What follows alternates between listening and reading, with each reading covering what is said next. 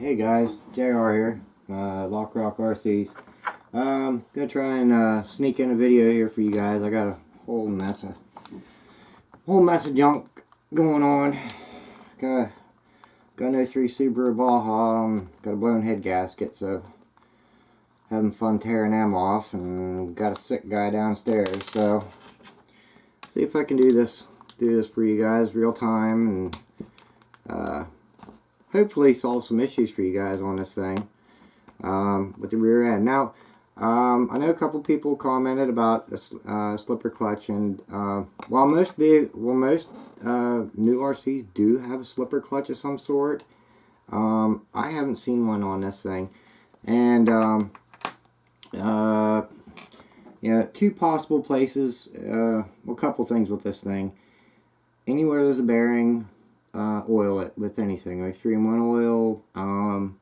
I have like a little tube that I just use, you know, like if I gotta put oil in my truck, there's usually a teeny bit left in the bottle, and I'll drain that down, put that in my, like, this little dropper thing I have, and put that on the bearings. Now, you know, maybe I'm lucky on this one, I haven't had any issues. Maybe it's because I greased the rear end, I don't know. But what I'm going to show you how to do, I've already done it, but I'm still going to crack it open just as if, you know, as if I hadn't done it. That way you guys can see, you know, what's involved with this thing. You know, what do we need to do to do it. So first, take your tires off.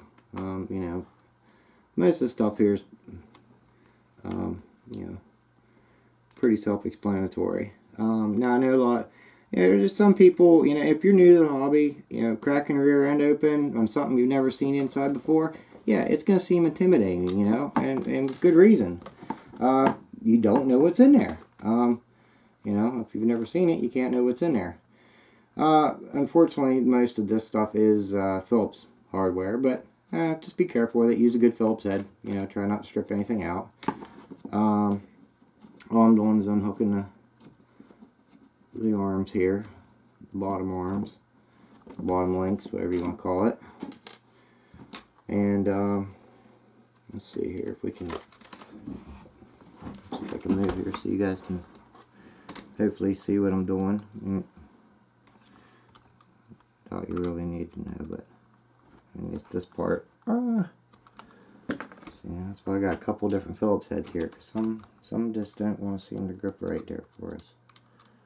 Of course, I forgot to grab my glasses. Why would I remember them?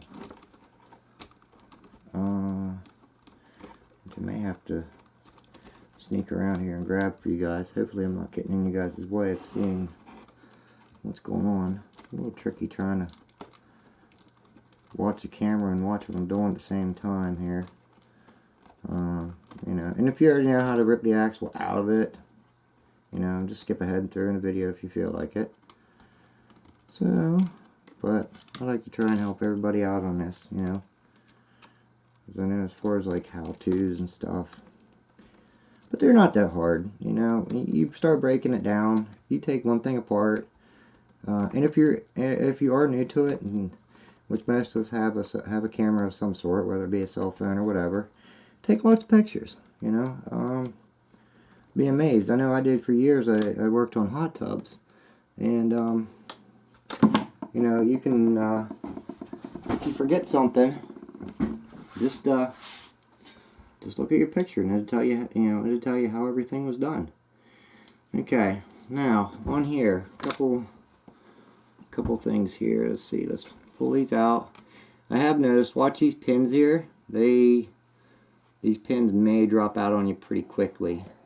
So yeah, be a little cautious when taking them out, just because they're a little sloppy. Don't want to drop one or lose one, depending on what you're working on it. You know, what you're working on. These just pull right out. Okay, like I said, mine's already greased and locked. There's bearings there. You know, throw a little bit of oil, and I'll show you what I do. Let's see here. Now you're gonna have a total of 8 screws. So, I mean, you could probably get away with just 6, but up on here for your upper link, there's 4 screws, and in the back there's 4 screws. So let's see if I can get my better my other screwdriver is more comfortable here.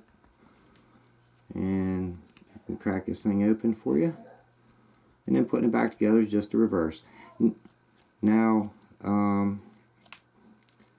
unfortunately, because these are not super precise, let's say, you know, trying to shim them inside if they need shimmed, which I'll try and explain, is going to be, it's going to be pretty hard. I mean, it's something you do want to definitely look for, which I'll show you for shimming, for slop. If any of you guys know how to set like your mesh, think of it as like hold on a minute. Okay, sorry about that. I'm back. My little guy is home. He said he's sick. I had to run downstairs to take care of him. So Tyler, you guys seen him? Actually, this is this is his buggy. And you know what? One thing to, sorry about that.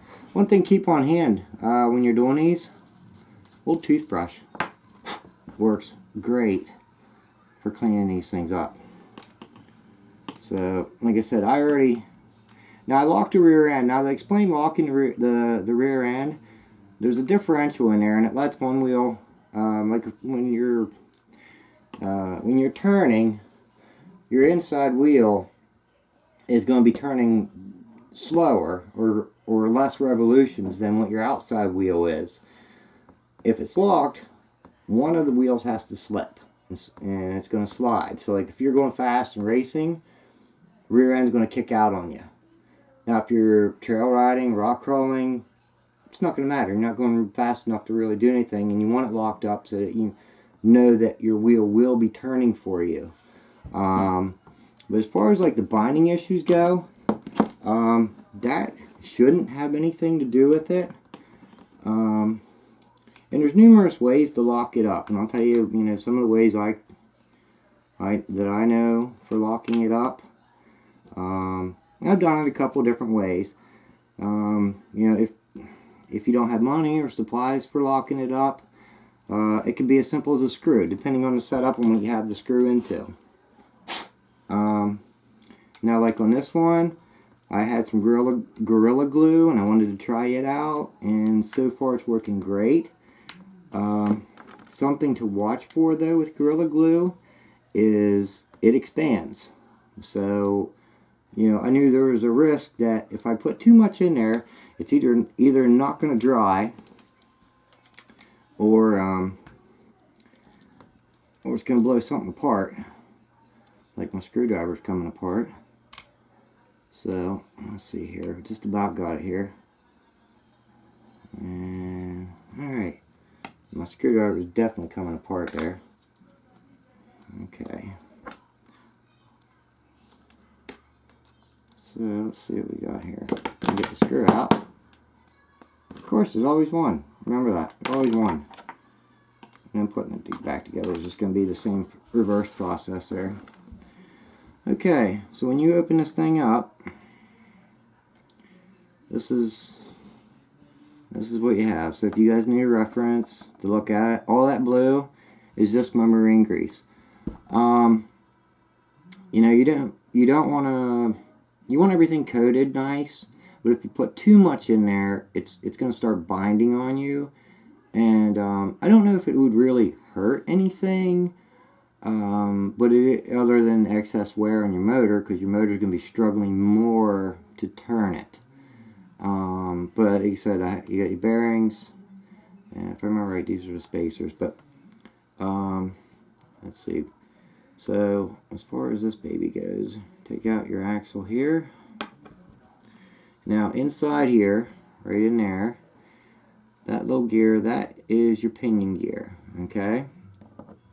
So, you know, one thing to do, you know, if that seems like real sloppy on yours for some reason, like you can take this and move it in and out a lot.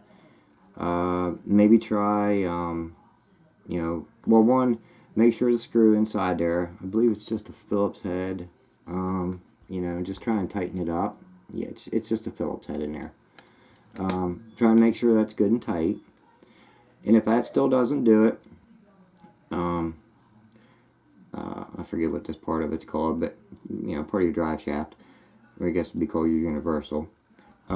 Take it off and try and put, it would be called a shim, you know, a super thin washer right in between here.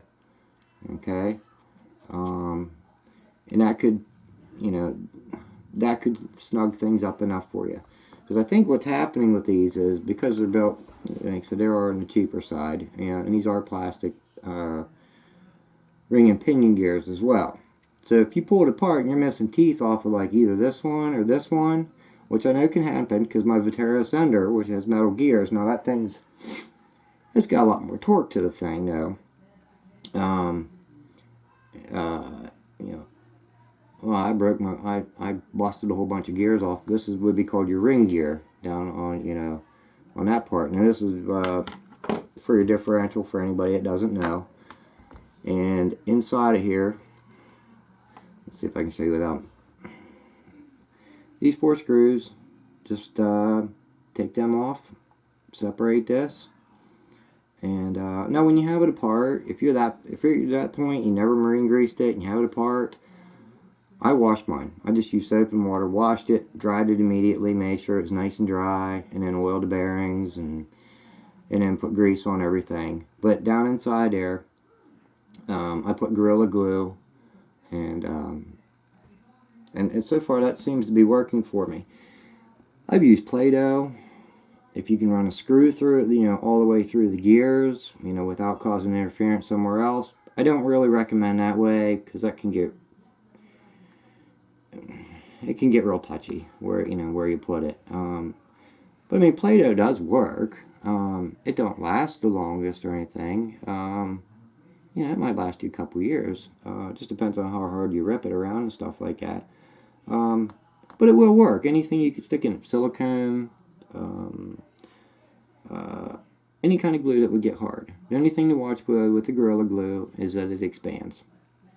And then your placement on your axle here. And that's the other thing. When this thing is in here, let's see if I can do this without. You don't want a lot of slop. Oh, I'm sorry. What I was saying earlier, I started telling you guys and forgot. On your motor, if you're familiar with setting the pinion gap when you like change your pinion gears for your, you know, whether you want more speed or more power, how you don't want it like super tight to the spur gear. You know, you just want that teeny little bit of gap in there. Otherwise, it causes binding issues.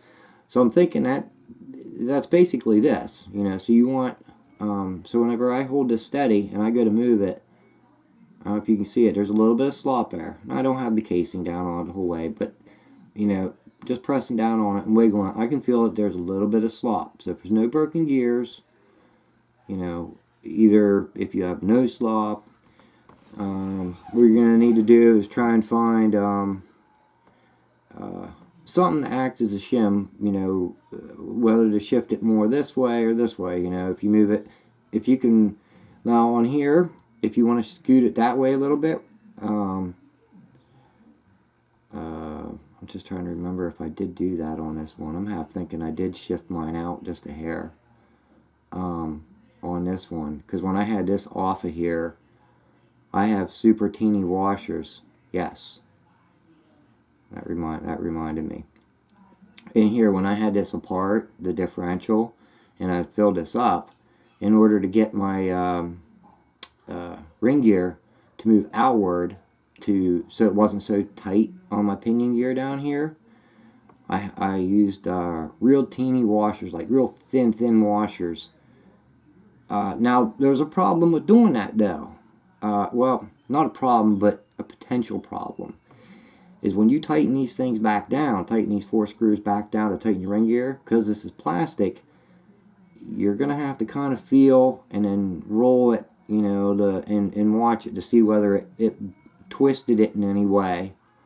You know, if you ever tighten one a little too much, it might make it curve in a little bit for you, and you want to maybe back it off a little or tighten up the other one so that it, you know, so that it spins true for you. So yeah, that was how I shifted mine over there. But I mean, we're talking thin, real super thin. You know, not like a washer you would use for a screw to, you know, tighten something down. We're talking thinner than that. And you may have to get them at a hobby store. You know, as far as which one to get, I couldn't tell you. But, yeah, anyway, and as far as putting it back together, it's just a matter of make sure this is lined up. Smear some grease on it. You know, put her back together. It's not too hard when you take it little by little. So hopefully this will help you guys out and you know, get you guys up and running with this buggy, because I've been really happy with it so far. You know, for, you know, as far as the price on this thing goes and what it does performance wise, really can't complain too much. It's been, you know, it's been a good bang for the buck. You know, granted, it's no high performance machine, but then again, you know, not all of us got money, you know, falling out of the trees to go out and buy every RC we want. So, yeah, try and salvage what we got and keep it going. So hopefully this helps you guys out and you know, hopefully it can get you guys up and going. So just remember to shift, you know, try and get your spacing just like you would do the your pinion gear, you know, and setting your motor. And that's something else maybe to check too, you know, with the issues. Grease that up too. Put a little bit of grease on there on your pinion and spur gear inside of there. And make sure that's not too tight. Now that I know on mine, because I changed out my motor, you know, I know I don't have an issue with that. I'll change that out relatively quickly, just because, like I said, he's 7 now, and he was new to it, so I didn't want him having something to go completely bashing and break it. So anyway, till next time, if you guys have anything else you want me to do, something particular, just, you know, drop me a comment or message. Just tell me, you know, if I can do it, I'll do it for you guys. Alright, talk to you guys later. Bye.